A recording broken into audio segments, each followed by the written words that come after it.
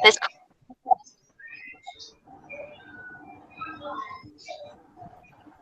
Bismillahirrahmanirrahim. Assalamualaikum warahmatullahi taala wabarakatuh. Terima kasih saya ucapkan kepada Puan Syarifah selaku pensyarah bagi subjek equity ini. Pada hari ini, kami daripada kumpulan pertama akan membentangkan satu tajuk yang mana tajuk ini membincangkan sejarah dan perkembangan prinsip equity. Namun sebelum itu, tak kenal maka tak cinta, maka eloknya untuk saya memperkenalkan terlebih dahulu. Nama diberi Muhammad Safawi Salmin, nombor matriks 20.01020. Manakala nama saya pula adalah Ahmad Baihaqi bin Hasmawi dengan nombor matrik 20BI010116. Bismillahirrahmanirrahim. Assalamualaikum warahmatullahi wabarakatuh. Nama diberi Nur Saiful bin Muhammad Bashir, nombor matrik 20BI01028. Assalamualaikum, nama diberi Nurul Muhammad Afiq bin Muhammad, nombor matrik 20BI01027. Seterusnya, Assalamualaikum, nama diberi Mir Irfan bin Mir Ahmad Syarul Zaman, nombor matrik 20BI01032. Okey, baiklah. Setelah sesi perkenalkan diri, alangkah baiknya untuk kita berbincang, melihat terlebih dahulu apakah perkara-perkara yang akan kita bincangkan di dalam pembentangan ini, apakah subtopik yang akan kita bincangkan. Baiklah, dalam subtopik ini, dalam pembentangan ini kami akan membincangkan 5 perkara yang penting, iaitu pertama adalah pengenalan equity, kedua adalah sejarah equity, yang mana sejarah ini akan mengaitkan lagi dengan salah satu sistem perundangan yang lain, iaitu common law. Ketiga adalah perkembangan equity. Keempat, konflik equity dengan common law, di mana kita akan membincangkan bagaimana boleh wujudnya konflik antara kedua-dua sistem perundangan ini. Dan yang terakhir, kami akan membincangkan satu isu penggabungan yang melibatkan antara dua sistem perundangan ini, iaitu common law dan juga equity. Oleh itu, tanpa membuang masa, alangkah baiknya untuk kita meneruskan kepada perbincangan kita yang pertama, iaitu pengenalan equity. Dengan itu, saya memberi kepada sahabat saya untuk meneruskan perbincangan ini. Okey. Equity ni berasal, dia macam mana cakap, berasal ni bukan daripada macam tempat tau. Macam maksud yang berasal ni, dia berpunca. So nak cakap equity ni munculnya sebab kelemahan mahkamah common law. So sebab munculnya, first common law ni menggunakan juri yang boleh diragui dan disogok. Macam contoh macam defendant, dia bayar dibagi duit ke, dia sogok juri, so defendant tu terlepas. So yang kedua, common law mempunyai satu remedy, iaitu ganti rugi yang sering tidak memadai. So yang ketiga, common law terlalu mementingkan formality. Contohnya macam kalau satu kontrak tu bertulis untuk macam dah bertulis lah, lepas tu dia tak boleh macam untuk pengapasannya, maka kekurangan bukti tersebut menyebabkan mahkamah common law tidak boleh memberikan penyelesaian. Yang seterusnya. Seterusnya kita akan bincangkan berkenaan dengan pengertian equity. Sebelum kita masuk dengan lebih dalam, kita kena tahu apa itu asas equity. Baik, pengertian equity. Equity berasal daripada perkataan Latin iaitu equitas yang bermaksud equity atau equality. Yang kedua, perkara yang kita kena tahu berkaitan dengan equity adalah dari segi bahasa, equity bermakna keadilan asasi dan merupakan sebahagian daripada Undang-Undang England Equity. Dalam erti kata primitif dan terawalnya bermaksud kesaksamaan atau keadilan asasi. Baik, yang terakhir sekali adalah berkaitan dengan pengertian equity. Kadang-kadang common law tidak dapat memberikan keadilan kepada pihak-pihak, maka equity berperanan mengisi lompong-lompong ketidakadilan dengan memberi relief kepada pihak-pihak bertikai. Itu saja daripada saya.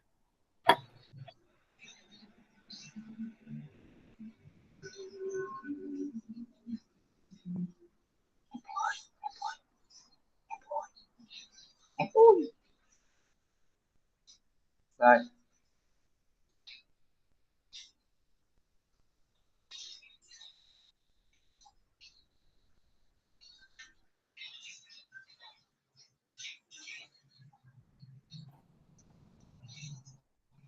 Baik, saya akan sambung dengan sejarah equity. Sejarah kewujudan equity bermula apabila di zaman pertengahan, mahkamah-mahkamah common law gagal memberi tebus rugi dalam beberapa kes yang tebus rugi dikehendaki. Yang kedua, orang ramai yang kecewa telah merujuk kepada raja untuk mendapatkan relief luar biasa. Walau bagaimanapun, raja melalui Chancellornya akhirnya menubuhkan sebuah mahkamah khas iaitu Mahkamah Chancery untuk menerima dan menyelesaikan petition-petition.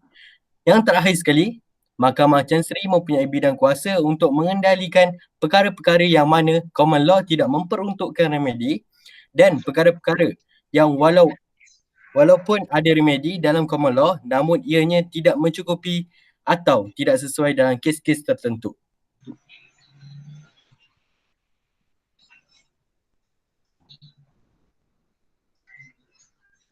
Okey.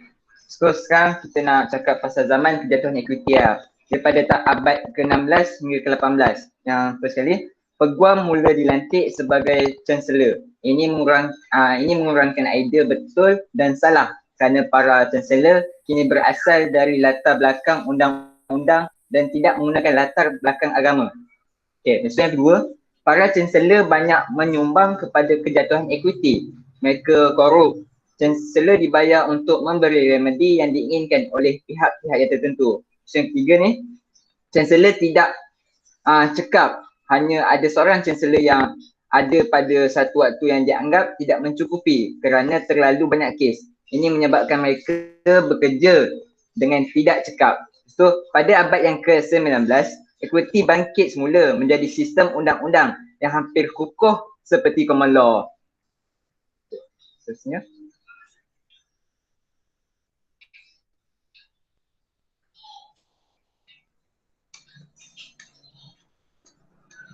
Baik, open mic.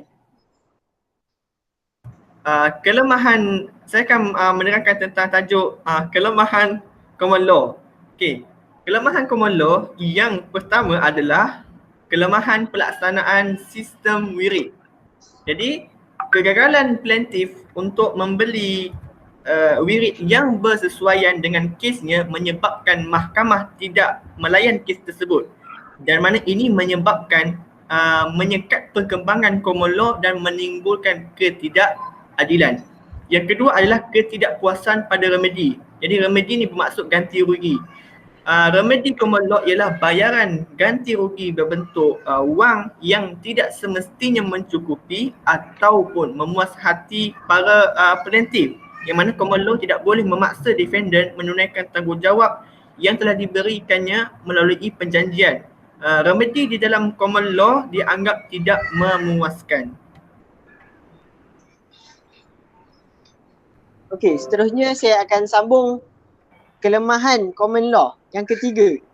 Kelemahan common law yang ketiga adalah masalah pada prosedur tuntutan dan terdapat dalihan serta rasuah. Okey, dekat sini dia ada tulis tindakan tidak boleh ambil jika terdapat walau sedikit kesilapan pun di dalam wirid. Kiranya dekat sini kita dapat faham apa benda apabila okay, saya bagi contoh lah. Contohnya rumah Ali kena rompak. Tapi yang rompak tu selepas ditangkap salah seorangnya wanita dan salah seorangnya adalah lelaki. Tetapi masa Ali failkan kes, dia mengatakan ada dua orang lelaki yang merompak rumahnya. So dekat sini kita dapat faham yang ada kesilapan fakta. Walaupun fakta dia benar tetapi tidak tepat. So Ali perlu membuat aduan semula. untuk menyebabkan mahkamah dengar dia punya kes. Lebih kurang macam tu lah. Lepas tu lagi satu berkaitan dengan juri ni ada sebab dia jadi rasuah. Sebab apa bila plaintiff dia memberi rasuah kepada juri, jadi defendant tidak boleh menolak dan terpaksa menerima akibat. Seterusnya kelemahan yang keempat adalah common law ni dia tidak mengiktiraf konsep amanah. Macam yang dalam yang keempat ni kan, dia ada bagi tahu sekiranya seorang pemegang amanah disuruh untuk memulangkan harta yang dia pegang, dia berhak untuk tidak memulangkan. Sebab apa dalam konsep common law ni dia tidak mengiktiraf konsep amanah. Itu saja daripada saya.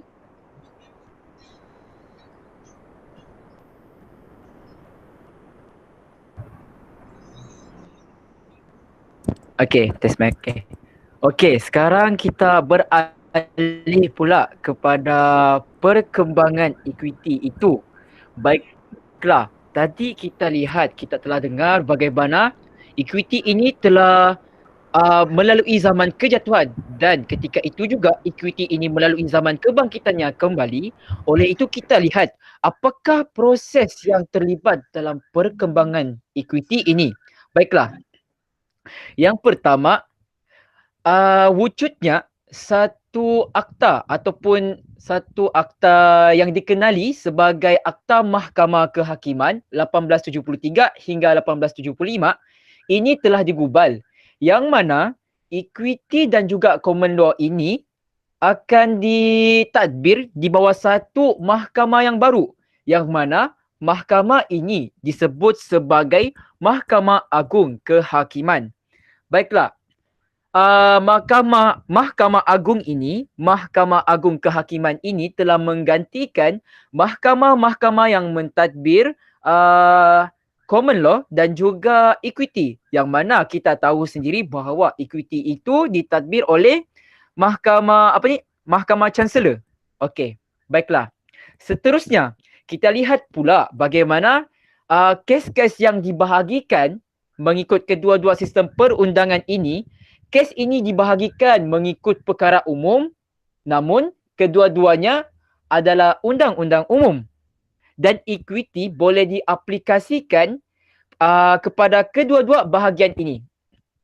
Baiklah, setelah itu diwujudkan dua lagi section, yang mana section 24 Akta Mahkamah Agung Kehakiman, yang mana section ini menyatakan bahawa perintah-perintah umum dihapuskan, dan juga section 25/11 yang mana Akta Mahkamah Agung Kehakiman menyatakan sekiranya berlaku percanggahan antara peraturan equity dan common law, maka equity akan diutamakan. Jadi, di sini kita mampu melihat bahawa equity ini lebih diterima pakai oleh mana-mana pihak, dan cara yang digunakan equity dalam menetapkan peraturan lebih bersifat adil dan disukai oleh orang ramai. Okay. Next. Okay. Seterusnya, fungsi equity. Equity ni dia berfungsi sebagai alat untuk mencapai keadilan dan kesaksamaan. Seperti yang sahabat saya beritahu sebentar tadi, Safawi, mengikut segala undang-undang, equity merupakan undang-undang yang lebih adil dan dia lebih memihak kepada orang yang betul lah, kiranya kepada pihak yang betul. Kiranya dekat sini equity ni sebagai tunggang utama dalam undang-undang. Kiranya orang lebih suka menggunakan equity sebab dia mencapai keadilan. Lepas tu yang kedua, equity membantu mempertahankan prinsip perundangan dari perkara-perkara yang tidak rasional dan masalah teknikal lain-lain. Yang ketiga, equity membantu undang-undang sekiranya terdapat kekosongan, kelemahan atau kecacatan. Itu sahaja daripada saya.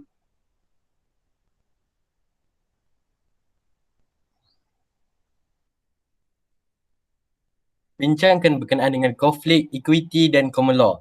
Macam kita tahu, undang-undang England ni ada dua, iaitu common law dan equity.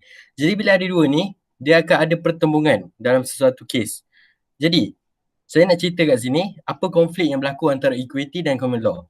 Baik, yang pertama sekali, pada peringkat permulaan, hubungan antara common law dan equity berjalan lancar secara bertolak ansur. Lama kelamaan timbul pertelingkahan di antara keduanya kerana sikap equity yang selalu campur tangan dalam semua hal. Baik, saya bagi contoh. Contohnya, M dengan pengaruh yang tidak berpatutan membeli sebidang tanah dari N dengan harga yang lebih murah dari harga pasaran. N kemudiannya enggan menyerahkan tanah tersebut kepada M. M akan pergi ke mahkamah common law dan dia akan mendapat ganti rugi walaupun dia bertindak secara tidak adil dalam pembelian tanah itu. N yang tidak puas hati akan pergi kepada Chancellor untuk mendapatkan tegahan di mana M akan dihalang dari membawa kesnya ke mahkamah, atau jika M telah mendapat remedinya dari mahkamah common law, maka Chancellor akan mengeluarkan perintah memenjara kerana melanggar perintahnya. Mahkamah common law pula akan mengeluarkan M dari penjara dengan mengeluarkan writ habeas corpus. Baik, sambung pula. Bila ada pertelingkahan ni, ya Allah, berbelit. Bila ada konflik antara common law dengan equity ni, dia akan berakhir, kita akan buat macam perbincangan lah macam mana kita nak settlekan konflik antara kedua-duanya.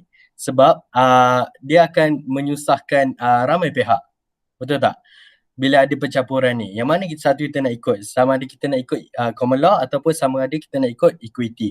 Jadi konflik ini berakhir dengan keputusan mahkamah dalam kes Earl of Oxford di mana telah diputuskan bahawa sekiranya berlaku pertelingkahan di antara common law dan equity, maka equity akan diberi keutamaan. Maksudnya kalau ada pencampuran antara common law dan equity yang akan diutamakan. Macam itulah.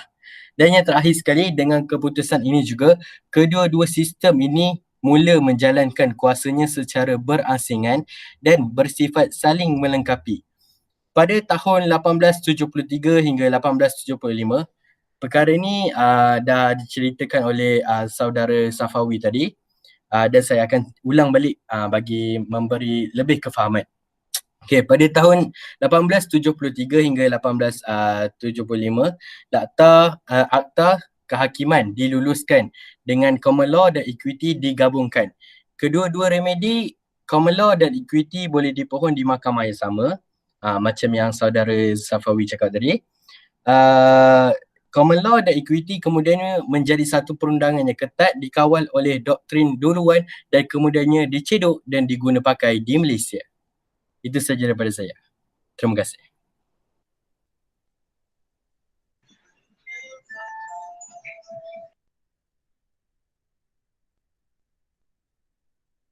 Okay, seterusnya saya akan bentangkan satu perbahasan yang terakhir, iaitu keputusan akhir mahkamah berkenaan dengan konflik common law dan equity, dan kemudian saya akan simpulkan dan akhir.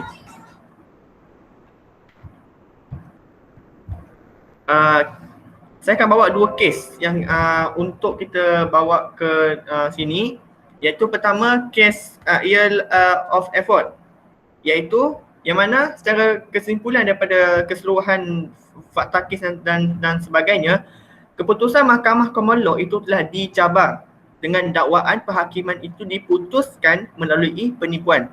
Kemudian Mahkamah Chancery mengeluarkan perintah mencegah pihak itu menguatkuasakan keputusan tersebut.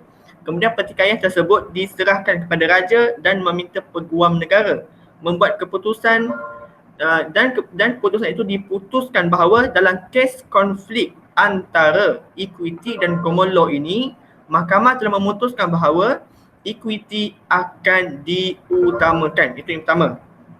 Kemudian kita bawa ke kes yang kedua, iaitu kes Wallasey versus VS Los Dali. Iaitu sekiranya berdasarkan undang-undang umum, plaintiff tidak diwajibkan membayar sewa lebih awal disebabkan beberapa kecacatan pada perjanjian, maka equity akan menganggap perbuatan itu sebagai pajakan. Hakim menggunakan maxim equity regards as done what doubt to be done dan menganggap bahawa perjanjian untuk menyewa adalah sama sah di sisi undang-undang seperti perjanjian sewaan itu sendiri, sehingga mengenakan tanggungjawab kepada plaintiff untuk membayar sewa terlebih dahulu dengan menggunakan prinsip equity dalam kes ini.